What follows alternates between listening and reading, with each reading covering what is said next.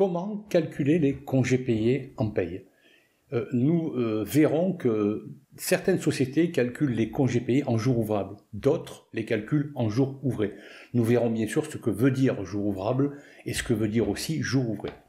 Nous verrons aussi comment calculer les absences ainsi que les indemnités pour congés payés. En effet, sur un bulletin de salaire, deux mentions doivent être indiquées. Une ligne pour les absences, dans le brut, et une autre ligne pour les indemnités pour congés payés.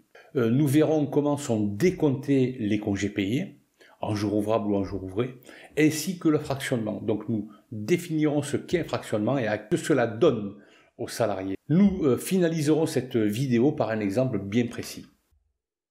Certaines sociétés travaillent en jour ouvrable. Qu'est-ce que cela veut dire?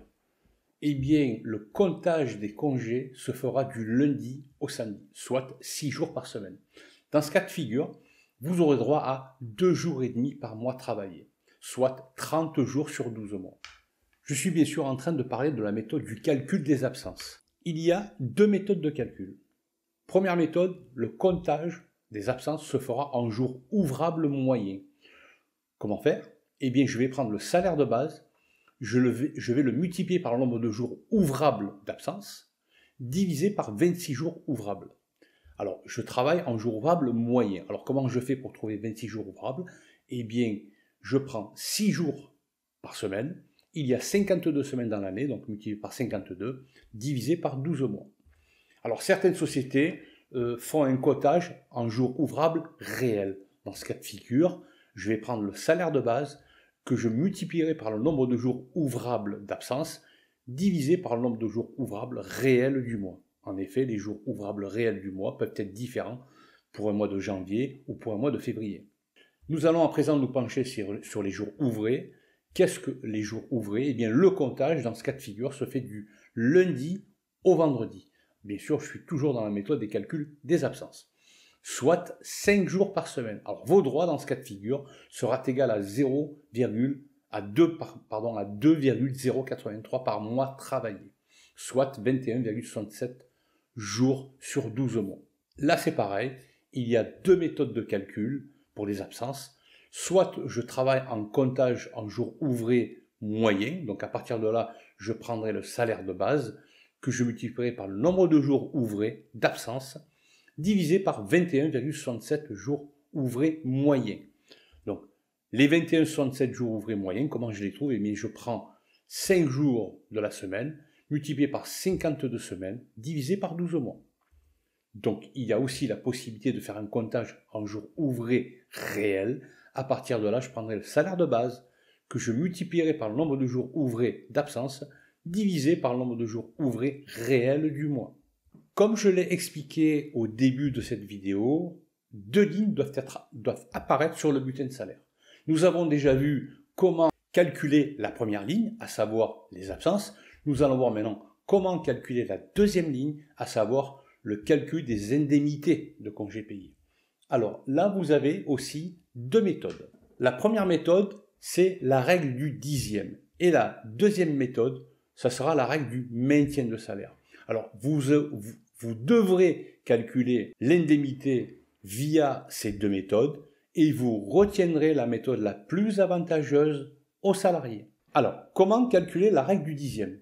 Vous devez prendre la rémunération totale de la période de référence. Alors, la période de référence, attention, en général, ça va du 1er avril N au 31 mai N+1. Alors attention, il y a bien sûr des métiers comme dans le bâtiment où les périodes de référence sont différentes. Il y a aussi des éléments à exclure de la rémunération totale. Je parle de rémunération totale, c'est la rémunération brute. Donc les éléments à exclure, cette liste n'étant pas exhaustive, c'est par exemple le 13e mois, la prime de vacances, prime d'assiduité, les frais professionnels, les primes de participation, l'intéressement. Les éléments à inclure par contre dans la rémunération sont les primes de salissure, primes de soirée, primes de nuit, primes de froid, primes de rendement, primes de production, d'ancienneté. Et en règle générale, tout objectif, toute prime liée à des résultats personnels, on doit en tenir compte. Afin de calculer l'indemnité, nous allons prendre la rémunération de la période de référence, c'est-à-dire du 1er avril au 31 mai, okay, n plus 1, que je vais multiplier par 10% et je vais diviser par le nombre de jours acquis. Alors c'est soit 30 jours si c'est un jour ouvrable, soit 25 jours si c'est un jour ouvré. Tout cela, je vais le multiplier par le nombre de jours pris. Bien sûr, 30 jours ouvrables ou 25 jours ouvrés, si bien sûr le salarié a été présent durant toute la période de référence. La méthode du maintien. Eh bien là, très simple, nous allons prendre la rémunération que le salarié aurait perçue s'il avait continué à travailler. Alors, le décompte. Le décompte pour une période de référence du 1er juin N au 31 mai N plus 1 pour les congés acquis, du 1er juin N-1 au 31 mai N. Donc, le salarié doit obligatoirement prendre 12 jours ouvrables minimum et 24 jours maximum entre le 1er mai et le 31 octobre. En effet, il doit réserver une semaine complète pour l'hiver, c'est-à-dire après le 31 octobre. Qu'est-ce que le fractionnement? En fait, donne droit à des congés supplémentaires, hors 5e semaine, après le 31 octobre. Alors, les conditions. Premièrement, le salarié doit prendre au minimum 12 jours de congé. Si maintenant, il reste 12 jours au plus, il aura droit à 2 jours supplémentaires. Si à présent, il lui reste entre 11 et 9 jours, il aura droit à un jour supplémentaire. Alors, nous allons prendre un exemple chiffré en jours ouvrables. Alors, imaginons qu'un salarié gagne 28 000 euros durant la période de référence, c'est-à-dire du 1er avril N au 31 mai N plus 1. Son salaire brut est de 2 300 euros et il a eu 400 euros de prime de vacances en décembre 1. Donc, ce qui nous fait, si on réunit toutes ces sommes, bien 28 000 euros brut. Il prend ses congés du 10 août N plus 1 au 31 août N plus 1. Alors, on va faire un comptage en jours ouvrables moyen. Alors, si je prends le calendrier, donc s'il part du 10 août au 30 août, donc, là vous le voyez de couleur bleue, il aura droit, enfin, on va lui décompter 17 jours. Alors, 17 jours du 10 au 29, mais je ne dois pas tenir compte du 15 août. En effet, le 15 août étant un jour férié. Donc, je vais devoir calculer de deux manières, pour en tout cas calculer l'indemnité pour congé payé.